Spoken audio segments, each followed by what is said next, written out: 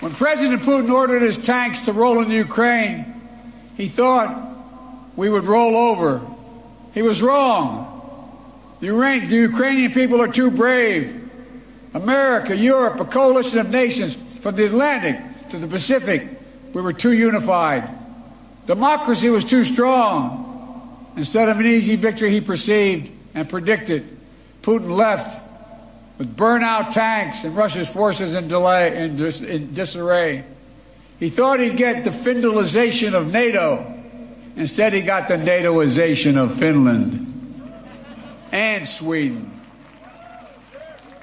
He thought NATO would fracture and divide. Instead, NATO is more united and more unified than ever before. He thought he could weaponize energy to crack your resolve, Europe's resolve. Instead, we're working together to end Europe's dependence on Russian fossil fuels. He thought autocrats like himself were tough and leaders of democracy were soft. And then he met the iron will of America and the nations everywhere that refused to accept the world governed by fear and force. He found himself at war with a nation led by a man whose courage would be forged in fire and steel, President Zelensky. President Putin is confronted with something today that he didn't think was possible a year ago. The democracies of the world have grown stronger, not weaker. But the autocrats of the world have grown weaker, not stronger.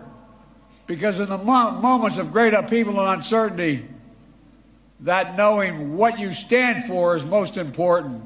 And knowing who stands with you makes all the difference. The people of Poland know that. You know that.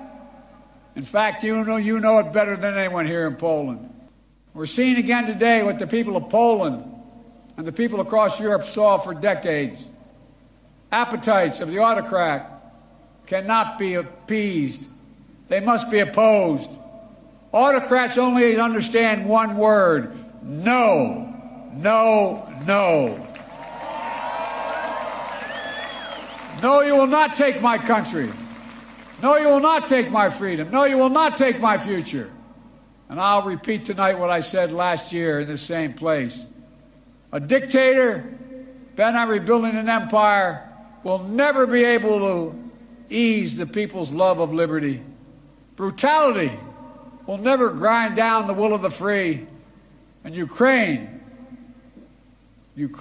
will never be a victory for Russia. Never.